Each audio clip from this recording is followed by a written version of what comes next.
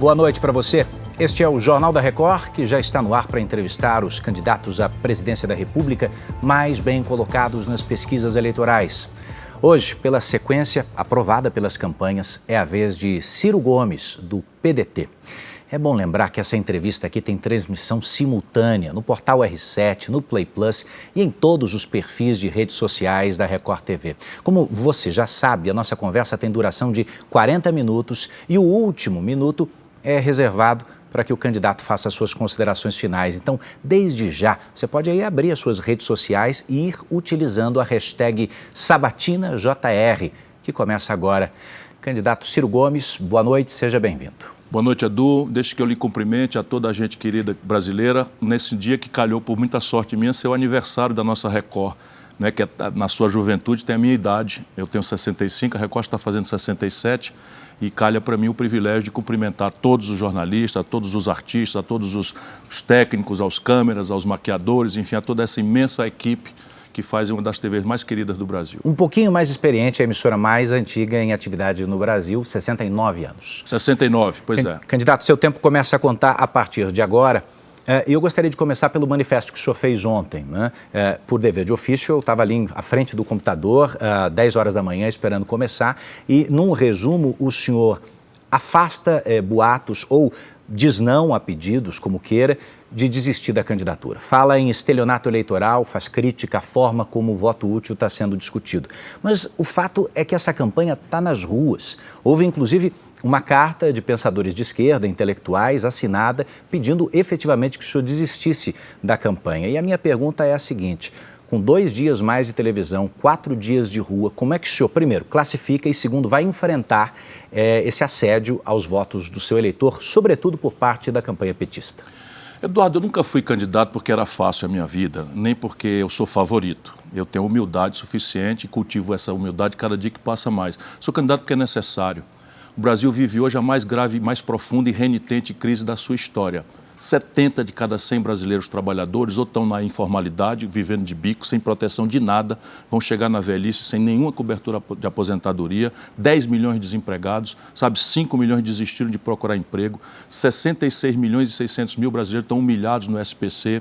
E isso tudo é consequência de um modelo econômico e de um modelo de governança política que eternizaram essa crise. Veja, não é brinquedo, eu quero ter a oportunidade de especializar isso hoje à noite, mas a única candidatura que está denunciando que o problema nosso não é Chico, Maria ou Manel, não é Lula, não é Bolsonaro, porque é o mesmo modelo econômico, câmbio flutuante, para primário, meta de inflação, teto de gasto, autonomia do Banco Central e política de preço da Petrobras. Brigam, botam o nosso povo para brigar, morre gente, mas de forma estéril. O que está por trás do pano é um poderoso sistema de moer gente e o único que tem clareza disso, experiência e uma proposta, com começo, meio e fim, para resolver essa parada. Então, veja, só Deus, antes de mais nada, que é a minha fé, e o povo brasileiro, às 17 horas e 30 minutos do dia 2 de outubro próximo, é que dirão do meu destino. Até lá vou lutar com obstinação para, pedindo a Deus que ilumine a minha palavra, tocar o coração do povo brasileiro para a gente mudar. Sabe, repetir a mesma coisa do passado e esperar resultado diferente é insanidade. Já vamos esmiuçar então essas propostas, mas antes eu peço a sua paciência para insistir numa coisa. Não é de hoje que o senhor se apresenta como alternativa para 2 caminhos conhecidos. Quem se lembrar da campanha de 98, a sua estreia numa campanha presidencial, vai lembrar que o seu jingle de campanha já dizia nenhum nem outro, nenhum nem outro. Lembra disso? Sim, claro, lembro bem. Um era Fernando Henrique, o outro Lula. Acontece que nem lá e, por enquanto, nem aqui, o senhor conseguiu, ao seu redor, intenções de voto suficientes para virar o jogo. E eu queria um exercício de autocrítica sua para dizer, o que é que trava, então, a terceira via? São os seus adversários ou é o senhor? Pode ser eu, né? Mas quem julga isso é a população. Mas deixa eu lhe dizer, a escravidão no Brasil durou 380 anos. E eu sou um abolicionista no meio de uma elite absolutamente escravocrata. Então, eu estou tentando abreviar essa agonia do Brasil, mas essa sua lembrança é muito boa. Porque repare o brasileiro nesse momento que está nos acompanhando. Nós redemocratizamos o Brasil, o Collor governou com esse modelo econômico e com esse modelo de governança política e foi cassado. Fernando Henrique governou com essa gente, e eu contra o Collor. Fernando Henrique governou com essa gente e com esse modelo econômico e o PSDB ficou de tal forma desmoralizado que nem sequer está disputando as eleições hoje, um partido importante da história brasileira. Lula governou com esse modelo econômico e com essa gente foi parar na cadeia. É muito traumático isso. Dilma governou com essa gente e foi caçada. Michel Temer governou com essa gente e foi parar na cadeia, e Bolsonaro governa com essa gente, tendo prometido enfrentar, e também está desmoralizado. Claro, o povo brasileiro é que manda, o juiz superior de uma democracia é o povo, e eu não me absolvo de algum defeito. O que eu apenas me apresento eu não tenho um escândalo de corrupção na minha vida. Ex-ministro, ex-governador, ex-prefeito, ganhador de muitas eleições, cumpri tarefas relevantes para a vida brasileira, entre elas eu ajudei a fazer o Plano Real, não ter uma vida limpa, não ter uma acusação de corrupção, e tenho ideias práticas, objetivas, prontas, dizendo de onde é que vem o dinheiro para emancipar o Brasil. Quanto defeito é culpa minha de não ganhar a eleição, humildemente eu deixo na mão do povo resolver. Se o senhor me permitir, depois eu quero insistir na questão do voto útil, mas antes, aproveitando o gancho, o senhor tem dito que nessa campanha os candidatos não estão discutindo como deveriam o tema corrupção. Vamos falar sobre ele então, porque acho que muita gente sabe que o senhor foi aliado do Lula, foi ministro do Lula e hoje mantém uma senhora de uma distância do candidato e do PT. Acabou de chamar, inclusive, nessas eleições, ele e integrantes do partido de nazista.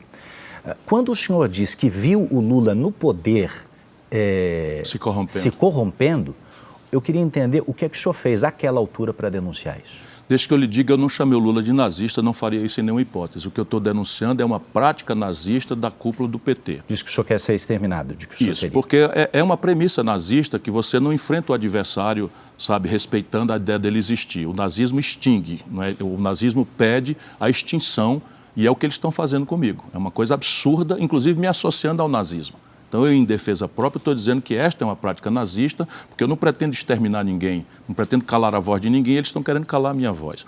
Deixa que eu lhe explique. Eu vi o Lula se corrompendo de perto, porque eu era ministro da Integração Nacional e eu administrei, junto com uma pequena equipe, o dia a dia do escândalo do Mensalão.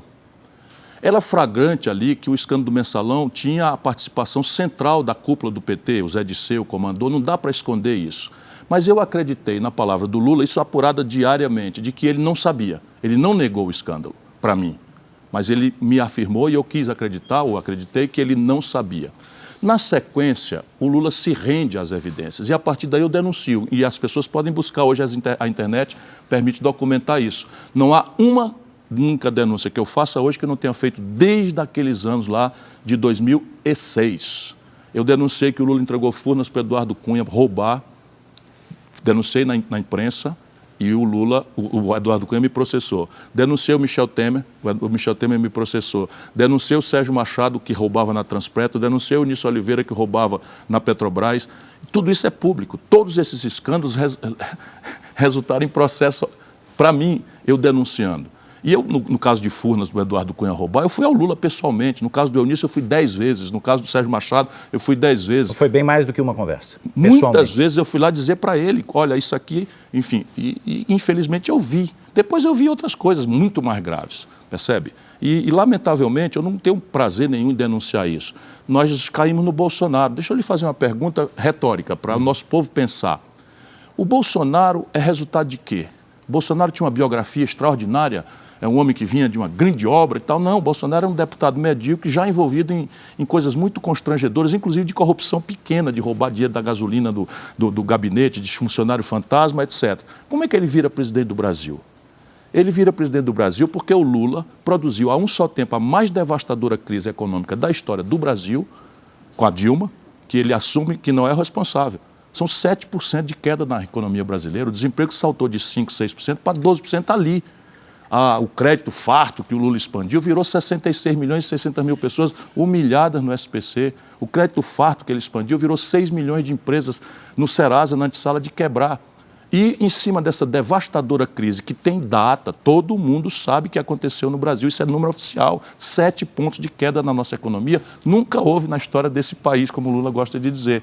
E em cima de uma crise que devastou o emprego, o crédito e o salário das pessoas, a notícia todo dia na televisão de muita roubalheira feita como elemento orgânico do modelo de poder do Lula e do PT. Isto é que produziu o Bolsonaro.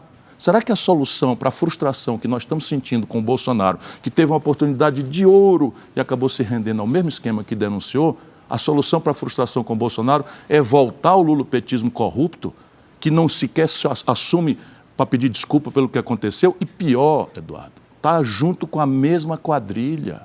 Olha que palavra dura que eu estou dizendo. O Lula se acertou com Geraldo Alckmin, o Lula se acertou com Michel Temer, o Lula se acertou com Gedel Vieira Lima. Você lembra, meu irmão? Aquela foto, entra na internet, uma foto de Gedel Vieira Lima, uma foto de 51 milhões de reais. O Lula está agarrado com ele na Bahia hoje. Está agarrado com o Eunício Oliveira, R$1 bilhão de contratos sem licitação da Manchester. Ou seja, não aprendeu nada, está se juntando com a mesma quadrilha que levou ele para a cadeia. E eu vou ser obrigado a engolir isso em nome de quê, pelo amor de Deus? O senhor pode arrematar me comentando a afirmação, né, de que o ex-presidente tem levado para a campanha, dizendo que foi absolvido das acusações? É mentira. Eu sou professor de Direito. Ele foi absolvido dos 30 processos que ele recebeu, ele foi absolvido em alguns. Mas naqueles que ele foi condenado, ele não foi absolvido em nenhum. Não foi inocentado em nenhum. Deixa eu explicar para a pessoa. Se alguém lhe faz uma acusação falsa, né, o Eduardo bateu a carteira de alguém, aí você, né, vai processado. O promotor lhe acusa, você se defende, o seu advogado lhe defende, o juiz vê as provas e no fim diz, não, essa acusação é mentirosa, o Eduardo é inocente. Isso é ser inocentado.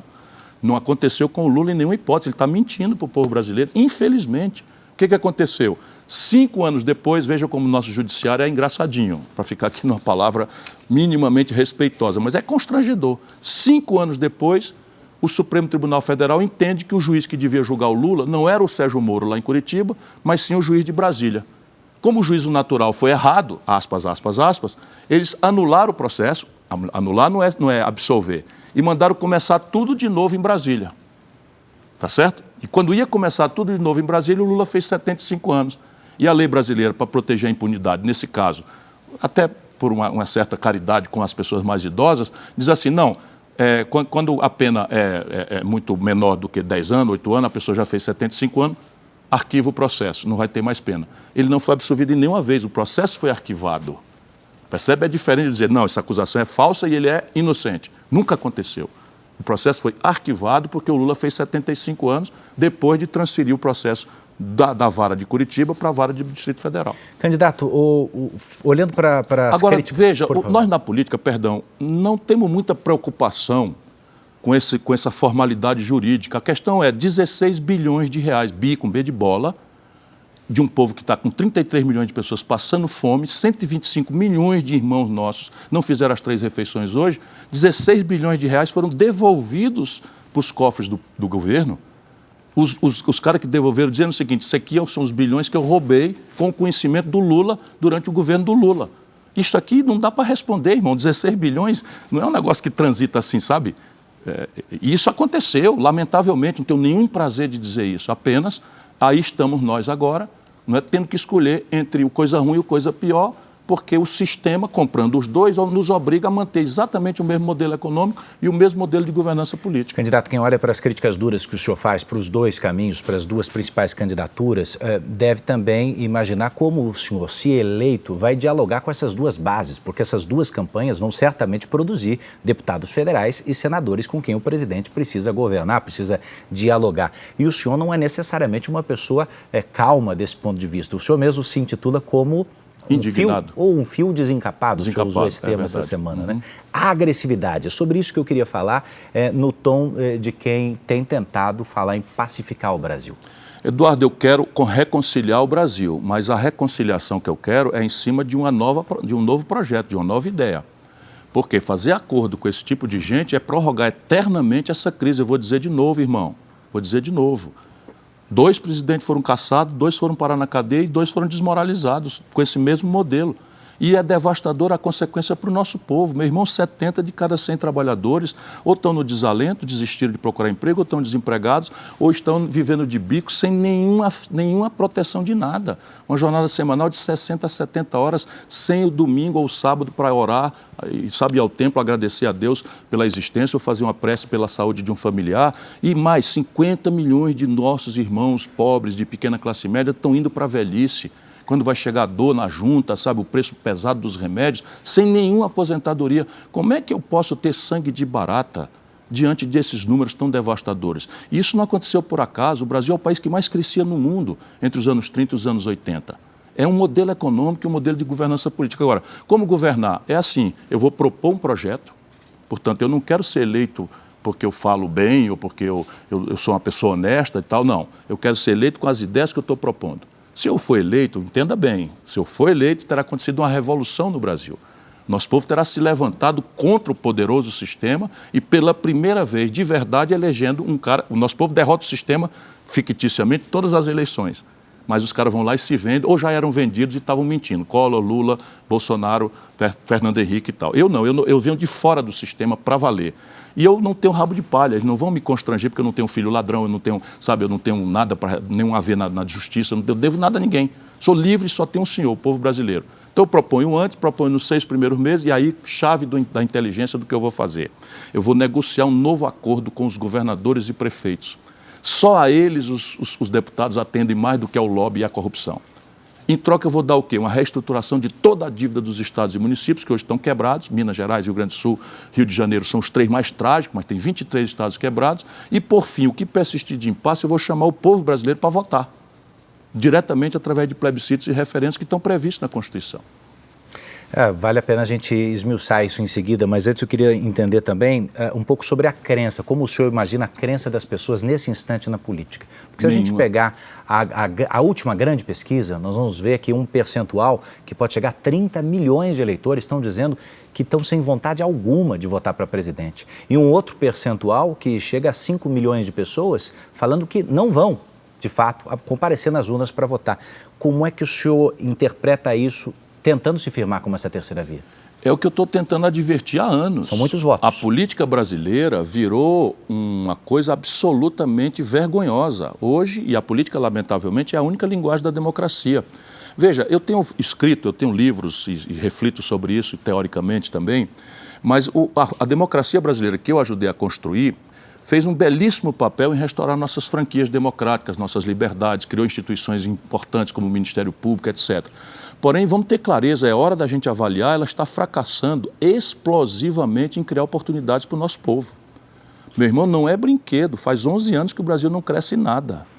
Ou para não dizer que eu falei alguma coisa para as agências de verificação, há 11 anos o Brasil cresce 0,26%, 1/4%. Nasceram quase 30 milhões de pessoas nesse período. E quando acabou o mandarinato do Lula, 5 brasileiros acumulavam a renda dos 100 milhões de brasileiros mais pobres. Percebe? Isso é uma tragédia no viver geral do povo. Aí chega a eleição de 4 em 4 anos, todo mundo denuncia o que está no poder e se oferece de salvador da pátria e vai no dia seguinte a mesma vida, a mesma tragédia, a mesma humilhação. Ou a gente muda isso, ou nós vamos produzir mais e mais graves fascismos tipo o Bolsonaro. A nossa sorte é que o Bolsonaro é tosco. É inorgânico, o Bolsonaro é incompetente e tal, mas se fosse ali um cara mais lido, mais estudado, mais orgânico, nós estaríamos em péssimos lençóis. E é possível dizer que isso é produto do Bolsonaro? São 3 anos dos 11. Isso, infelizmente, é um modelo econômico que o Lula, vendido ao sistemão, pratica. Deixa eu te dar o número. Sabe quantos bilhões de reais o Brasil transferiu do Lula para cá, para o sistema financeiro? Não são bilhões, são trilhões. 7 trilhões de reais com T de tapioca. É dinheiro que gente besta como nós não sabe contar. 7 trilhões de reais foram transferidos do cofre do povo brasileiro para o setor financeiro e a dívida saiu de 600 bilhões para 7 trilhões de reais. Ou seja, cada trilhão de reais que a gente paga, esfolando a saúde, esfolando a educação, cresce 1 trilhão.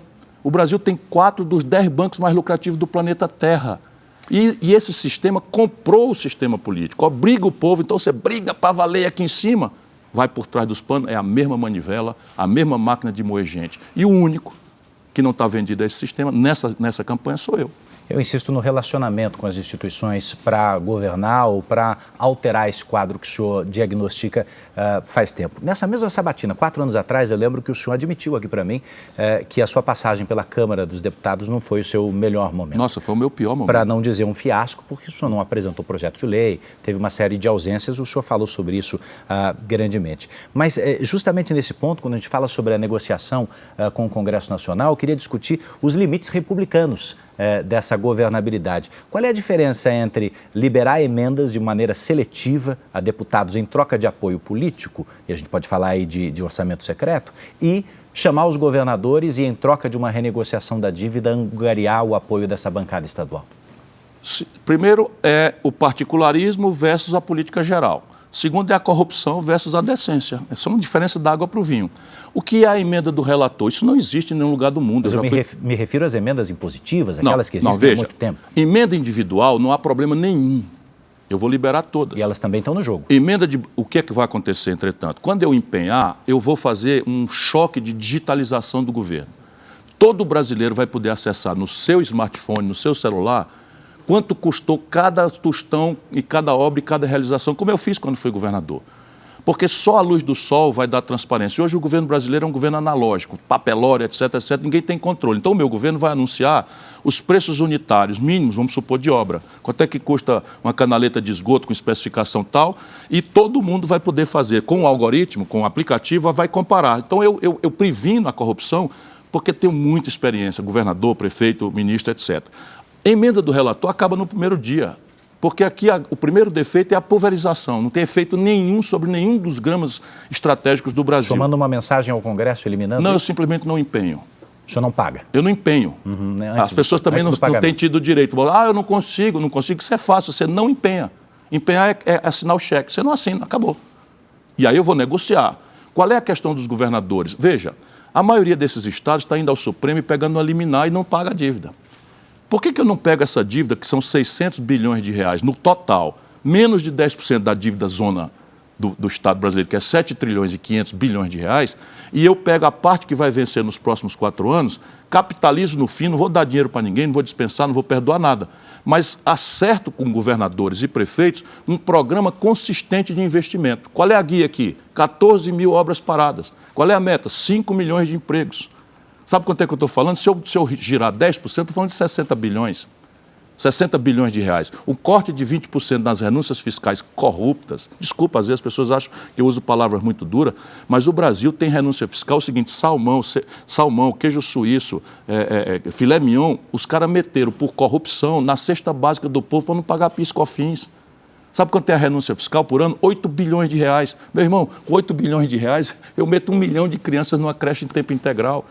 Eu estou com a mão na mão, só quero pegar essa bola para você ver como eu revoluciono esse país. O senhor me dá um gancho para falar de desoneração também, diminuição de impostos sobre folha de pagamento para as empresas. Hoje 17 setores, isso está garantido até o ano que vem. Como é que o senhor lida com isso?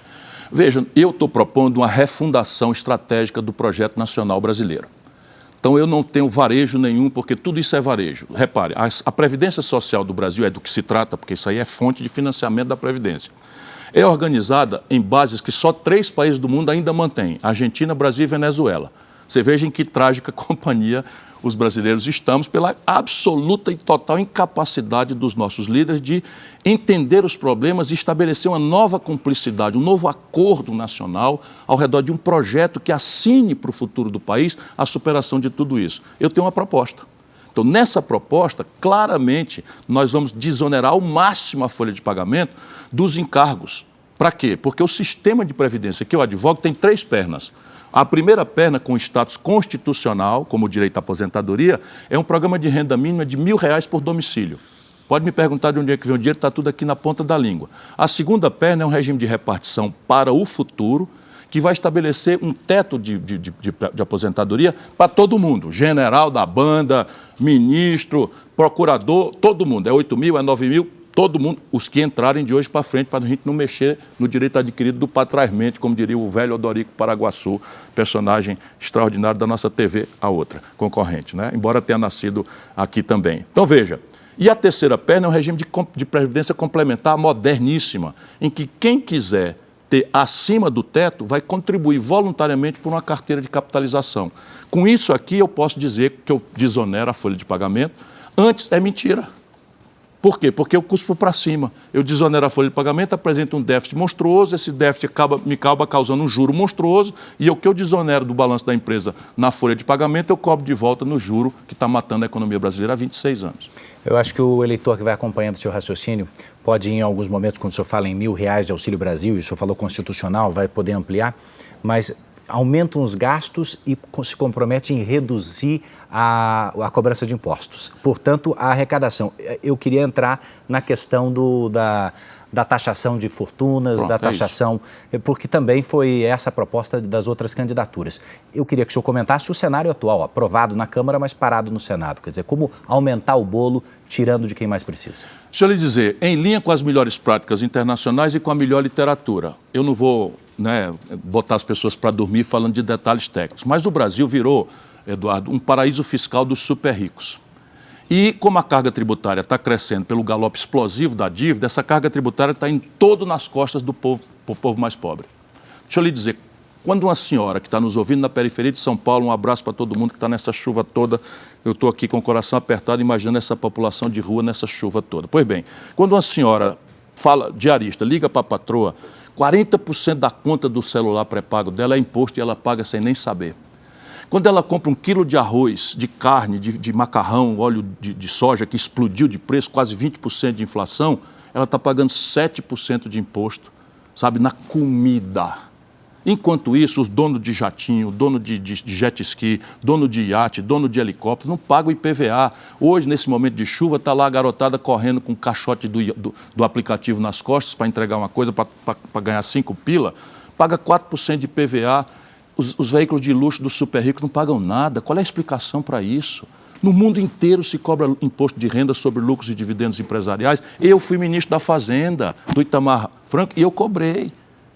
Essa gente falando de pobre revogou.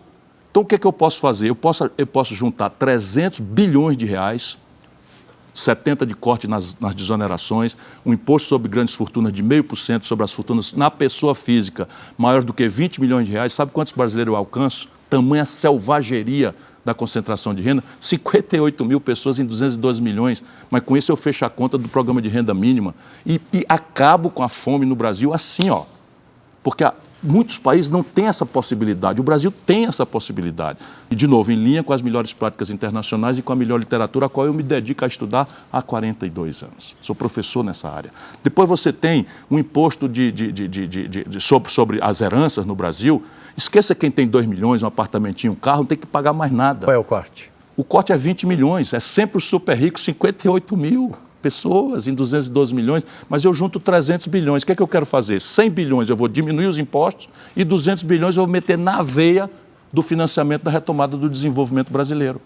E nessa retomada, geração de empregos. Sabe quanto é o investimento hoje? Só para o brasileiro saber que está na mão fazer, a guerra é política, 25 bilhões. Sabe o que é que o governo entrega para o Centrão roubar? 20 bilhões dos 25. Eu estou propondo aumentar de 25 para 200 bilhões de investimento e ordenar isso tudo em direção a um projeto estratégico. A prioridade é retomar 14 mil obras paradas. Tem obras aí com 10% você termina, você bota água e esgoto numa comunidade gigantesca de centenas de milhares de famílias. Está tudo mapeado. Passa a bola, Brasil. Candidato, essa conta fecha também na proposta que foi apresentada de geração de emprego? 5 milhões, o senhor falou? 5 milhões. Quem duvidar, entra no CAGED, que é o cadastro que acompanha a geração de emprego. Nós estamos gerando aí algo ao redor de 1.800.000 empregos nesse período de recessão. O meu projeto busca crescer a 5% ao ano. Nós vamos perseguir a 5%. E eu estou dizendo aonde vão ser os empregos. Por quê? São empregos de rápida geração, porque a obra está licitada, a obra está licenciada, percebe? E eu cortando 70%, ou 20% das desonerações fiscais, que são 350 bilhões por ano, eu tenho 70 bilhões no primeiro ano. Com 70 bilhões eu giro o primeiro ano e giro logo 1.500.000 empregos na veia. Assim, rápido, na retomada de obras que estão prontas para serem retomadas. Mas aí tem outros empregos. Por exemplo, o Brasil está importando do estrangeiro, no aparato industrial, só o governo federal, entre 17 e 15 bilhões de dólares. Isso dá quase 100 bilhões de reais, dinheiro que já está sendo gasto, financiando emprego na China, na Índia. Eu posso fazer isso na Paraíba, que desenvolveu um respirador rapidamente ali com a Universidade Estadual de Campina Grande. Eu posso desenvolver isso no Vale do Jequitinhonha, Mucuri, que é a região mais pobre de Minas Gerais. Eu posso fazer isso na metade sul do Rio Grande do Sul, que é a região mais pobre do Rio Grande do Sul. Por quê? Porque a compra governamental, protegida pelo nosso status de nação em desenvolvimento na OMC, me permite fazer isso. E o Brasil está jogando dinheiro fora. Meu irmão, os fertilizantes do Brasil vêm tudo da Rússia. Faz sentido a economia mais agressivamente competitiva do mundo tropical, que é o Brasil, importar fertilizante, adubo do estrangeiro? Aí tem uma guerra, explode 200% o preço, lá vai a dona de casa pagar o tomate 30%, 40%, 50% mais caro. Eu sei por onde estão as coisas. E isso é o que eu estou dizendo. Se o Bolsonaro é um trágico presidente, está disputando com a Dilma qual foi o pior, qual é o pior. Como ele é muito mal educado, muito grosseiro, muito criador de caso, ele vai ganhar como o pior, porque a Dilma, pelo menos, é uma pessoa pessoalmente honrada, embora tenha sido o maior desastre que produziu o Bolsonaro, na minha opinião, sem dúvida. Mas veja, isso está aí feito por todos eles. Deixa eu te dar um número para o brasileiro. Em 1980, quando eu começo a me dedicar a estudar o Brasil era 6 vezes o tamanho da China, sob o ponto de vista industrial. 6 vezes a China em matéria de riqueza industrial. Hoje a China está se aproximando de ser 20 vezes o Brasil. Qual é o problema? O problema é a política brasileira, esse modelo desastrado em que o sistemão comprou os dois lados. E eu estou brigando, eu podia ter aderido já se eu fosse um carreirista. O Lula, na eleição passada, me convidou para ser vice nessa farsa dele e eu mandei ele fazer, sabe, aquelas coisas que a gente não pode dizer na televisão. Isso foi revelado agora, bastidores recentes, né? De 4 anos atrás. E sobre essa direita, esse eleitorado conservador, que teve a sua voz ouvida nas ruas com a eleição, me parece, de Jair Bolsonaro. O senhor tem propostas que atendam a esse público também, como, por exemplo, posse de armas, pauta de costumes e outras bandeiras? Eu compreendo o povo brasileiro com a minha alma e o respeito com o meu coração. Entretanto, só os demagogos, sabe, falam o que as pessoas querem ouvir. Eu tento repartir aquilo que os meus valores cristãos me ensinam e o meu exemplo de vida. Eu me dedico a vida inteira com decência, enfim, a ajudar as pessoas a mudarem de vida. E é por isso que eu estou aqui. Então, veja, arma só presta para matar.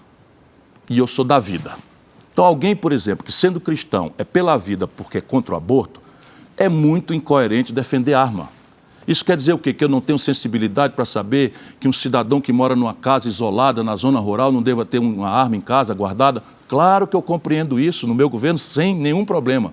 Agora, no meu governo, arma na rua, só desmontada ou na mão de autoridades. As autorizações que hoje existem... Vai ser revista tudo. Hoje, a frouxidão com que está fazendo, armas pesadas estão indo todas parar na mão das milícias e das quadrilhas perigosas e das facções criminosas que, na verdade, mandam, desmandam, sob um clima de terror nas periferias do Brasil. Aliás, vou assumir para mim, como presidente da República, a tarefa de desbaratar as facções criminosas. Alguma outra pauta em relação a isso? Não, repare, o que é o povo brasileiro? O povo brasileiro, se você perguntar, emprego, salário, educação, saúde, essas coisas importantes, o povo brasileiro é absolutamente progressista. Eles compreendem isso, o meu livro mostra isso, com pesquisas internacionais, inclusive. O nosso povo aspira a um estado de bem-estar social, quer que o governo assuma, não diretamente, necessariamente, mas quer que o governo assuma a responsabilidade de promover o desenvolvimento, de promover a superação da miséria, da desigualdade, de promover políticas públicas que permitam às pessoas educar os filhos para esse mundo digital, e a escola brasileira é uma tragédia. Porém, quando você trata de questões de costume, o nosso povo, pela formação profunda da nossa raiz cristã, não é? O nosso povo é reativo a essa agenda identitária que os americanos estão impondo entre nós. E eu rejeito esse tipo de agenda. Por quê? Porque não está na minha potência. E eu respeito a convicção cristã de qualquer brasileiro meu. Percebe? Eu vou agora ser um déspota esclarecido e vou invadir a casa de um cidadão da periferia ou de uma cidadã que está apavorada porque o filho ou caiu na droga ou vai cair na droga amanhã ou depois. Todo mundo tem medo disso. E eu agora vou entrar nessa coisa do cheirador de cocaína de uma esquerda leviana que o Brasil tem. Estou fora, meu irmão. Eu estou junto com o povo. E onde eu achar que o povo está errado, eu vou tentar dizer, meu irmão, como eu acabei de dizer, a arma só presta para matar. E eu sou pela vida. Hoje se discute muito a judicialização da política, a influência, né, do judiciário na administração pública. Eu queria saber como é que o senhor se relaciona, se eleito, com o STF, por exemplo. Veja, quando o presidente da República toma posse, ele jura cumprir e fazer cumprir a Constituição. Por quê? Porque o presidente da República, no presidencialismo, é a um só tempo chefe de governo, é o que nomeia, admite ministros, que paga o cheque, que libera ou não libera as emendas, etc. Mas ele é um chefe de Estado. Ele tem que vigiar a harmonia, o equilíbrio e a estratégia, não é, de poder controlando o poder. O que é que colapsou no Brasil? Nós temos tido presidentes cujas famílias estão envolvidas com corrupção, portanto dependentes da boa vontade de juízes. Nós temos quase 1/3 do Senado que faz a sabatina dos ministros do Supremo com problemas de julgamento no Supremo. E aqui para nós, com todo respeito, porque eu sou um professor de Direito e a última palavra é do Supremo Tribunal Federal no Estado de Direito Democrático. Entretanto, não é mais razoável que a gente não faça uma modernização, por exemplo, dos ritos processuais. Não é possível que o ministro peça vista de um processo e não julgue. para manter a faca no pescoço do presidente da República e usurpar sua autoridade. Isso é o que explica. Os filhos do Lula responderam o processo por enriquecimento sem causa. Os filhos do Bolsonaro, a mesma coisa. Então, qual é a moral que o presidente da República, com o filho pendurado no julgamento do Supremo, tem para encarar um Supremo que invade as atribuições do Legislativo, muitas vezes, e do Executivo, outras tantas? O senhor está dizendo que quem indica e que quem aprova é refém? Hoje no Brasil, sem dúvida, porque a autoridade é uma coisa que não está escrita em Constituição nenhuma. Autoridade ou você tem ou você não tem. E para ter autoridade, você não pode ter rabo preso na mão de ninguém. Você não pode ter interesses subalternos, você não pode querer enriquecer na política, não pode deixar seus familiares. E se os seus familiares falharem, você tem que entregá-los à justiça. Essa é a vida de um republicano. São coisas meio exóticas. Eu com 32 anos, fui eleito governador do Ceará, olhei meus filhos pequenos, 2, 3, 5 anos, quer saber, não vou morar no palácio. Eu, com 36 anos, como comecei muito cedo, ex-deputado, ex-prefeito, ex-governador, podia ter requerido 3 aposentadorias, sabe? Isso é uma imoralidade, não requeri. Era 86 pila por mês. Eu me odeio, estou ficando velho, né? com 1000 problemas a junta começando a doer, os remédios caros para a moléstia, mas nenhum arrependimento. Por quê? Porque eu me construí como um republicano. Se eu tiver a honra de servir ao Brasil, eu chego lá e restauro a autoridade do presidente da República, que é uma coisa que não está em manual nenhum, mas que eu sei exercitar. Candidato, meio ambiente, como fazer garantir esse acordo, na verdade, esse compromisso do Brasil com o mundo, né, de frear, de acabar com o desmatamento ilegal em tão pouco tempo? Entender o problema do Brasil como ele é. Porque o Brasil tem um eixo Brasília, Rio de Janeiro, São Paulo, bem intencionado, não temos dúvida, que está ligado nos melhores tendências do mundo, meio ambiente, ambientalismo, sustentabilidade. Porém, lá no território, vamos tomar a Amazônia, porque eu estou preocupado com o Pantanal, com a Caatinga, com a Mata Atlântica, enfim, os biomas brasileiros estão todos delicadamente assim, sob estresse. Mas vamos pegar a Amazônia, que é o mais comovente assunto. Nós mandamos para a Amazônia 40 milhões de pessoas. Por regra, há 15, 20, 30 anos no máximo. Sabe qual era o critério para o INCRA dar o papel da terra para uma pessoa que foi para a Amazônia saindo do Rio Grande do Sul ou do Nordeste? Provar com a certidão do prefeito ou do padre que desmatou. Então é o seguinte, você só vai ter a escritura da terra para poder tomar um dinheiro no banco se mostrar que derrubou a mata e aí você tomou posse mesmo do negócio. 15 anos depois isso vira crime hediondo. O nosso povo lá não entende isso. E eu preciso fazer para eles uma reconversão produtiva. Então, qual é o plano, o que é que o projeto propõe? Estudadamente, já comecei a fazer isso com o Pará, quando eu fui ministro da Integração. Zoneamento econômico e ecológico, tomar posse do território, aqui pode, aqui não pode. E aonde não puder desflorestar, você tem que estabelecer um grande programa de reconversão produtiva. Ensinar ao nosso povo outras práticas, muito mais enriquecedora do que derrubar, botar gado e depois correr com soja e milho, que não bota ninguém para frente. Sabe? E esse ensino, eu fico comovido, sabe, com a falta de oportunidade que eu tenho de um Brasil que eu conheço. Está tudo estocado o que fazer em instituições como Emílio Gueldi, como o INPA, sabe, como as universidades federais do Amazonas e do Pará, que são os 2 principais, mas você tem um monte acumulado de possibilidades. Tem uma essência que está vindo da Malásia, que se deu super bem na Amazônia, que chama teca, se eu não me engano, teca. O metro cúbico disso, eu fui ver agora, estive lá no Pará, o metro cúbico disso é muito mais enriquecedor se for reflorestado, de forma manejo florestal. O Brasil tem 1% do mercado de papel e celulose do mundo, a Finlândia, que é onde vive o Papai Noel, lá no Círculo Polar do Ártico, no norte do coisa, uma árvore se planta lá, demora 40 anos para cortar, no Brasil com 6 você corta, com 8 você corta, percebe? Cadê o financiamento? Cadê o crédito? Cadê o zoneamento econômico e ecológico? Sabe, o Brasil é terra de ninguém, a Amazônia. Aquela frente ali onde morreu o jornalista, Alto Solimões, Tabatinga, que eu conheço como a palma da mão, cabeça do cachorro, aquilo ali é controlado hoje por uma rede do crime, ante a absoluta e apatetada omissão das autoridades, inclusive das Forças Armadas. Candidato, de olho no seu tempo, queria tentar voltar um pouquinho para finalizar com a política partidária. Numa entrevista recente, o senhor falou que levou uma facada nas costas no seu estado, no Ceará, e que tão cedo não volta a conversar com quem fez isso. O senhor está se referindo ao apoio dos seus irmãos ao candidato do PT no estado? Se você me permitir, eu lhe peço humildemente para não comentar isso, que a facada ainda está doendo muito aqui. É efetivamente assim que o senhor responde? Se você me permitir. Mas isso é uma cicatriz que vai ser trabalhada. Não, a ferida está aberta, está sangrando nesse momento. Dói para valer. Então eu encerro falando... Sabe por quê? Eu dei minha vida inteira ao povo do Ceará. E tive de volta do povo do Ceará honras e privilégios que hoje me permitem dizer, o Ceará, cearense, faça o que você quiser de mim. Sabe? O que vocês fizerem, eu estou agradecido. Pronto, é assim, é só isso que eu quero falar. Na sua primeira eleição presidencial, 98, foram 10 milhões de votos. Eu ganhei todas basicamente lá. o Estado lá. Eu ganhei todas as eleições. E o senhor espera que isso não mude nessa? É o meu desejo, mas, como eu lhe disse, eu estou na mão dos cearenses e não fiz campanha lá por isso, porque está doendo. Vou pedir o seu poder de síntese, então, enquanto o senhor fala dessa ferida aberta. Como é que o senhor lida com um presidente do Banco Central que o senhor não escolheu se assumir? Será convidado a se demitir no primeiro dia do meu governo. E se ele não se demitir? Eu o demitirei. Mas justamente a independência do Banco Central? A independência do Banco Central foi o Centrão vendeu para o sistema financeiro. É disso que se trata. O Lula está comprometido em manter a direção do Banco Central que o Bolsonaro nomeou. Então o senhor começa em litígio. Deixa eu dizer, o Lula está pedindo ao povo brasileiro que nós derrotemos o fascismo. O coração do sistema econômico é controlado pelo Banco Central e o Lula está dizendo derrotar o fascismo e manter a direção do Banco Central. Por quê? Porque vendeu-se ao sistema financeiro. E eu só quero ser presidente se for para mudar isso. Como é que eu vou resolver o problema da maior taxa de juros do mundo se eu deixo o Banco Central comprado pelo sistema financeiro? Então, ao invés de uma lua de mel, o senhor vai ter um litígio. Mas eu vou lhe dar o seu minuto final agora para suas considerações, candidato. Eduardo, eu quero lhe agradecer, cumprimentar mais uma vez a toda a extraordinária equipe de artistas e técnicos e funcionários da Record, desejar muitos anos mais de vida e com sucesso. E a você, irmão, a você, minha irmã brasileiro. A ciência da insanidade é você repetir as mesmas coisas e esperar resultado diferente. Eles já tiveram a oportunidade e o Brasil que está aí não é um país que lhe faça feliz. Eu estou lhe pedindo, me dê uma oportunidade. Eu sou um cara sério, bem intencionado e tenho a resposta para o drama brasileiro. Procure conhecer minhas propostas, cirotv.com.br.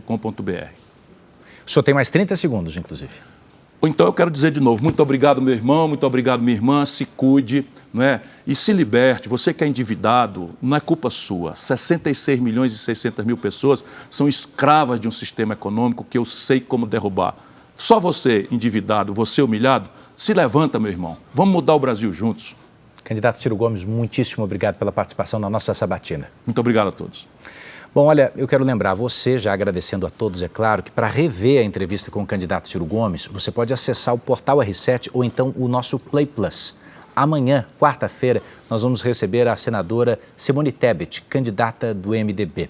E com isso a gente reforça o nosso compromisso de todos os dias em ajudar você a formar sua opinião para um momento tão decisivo que está chegando. Faltam só 5 dias para o domingo.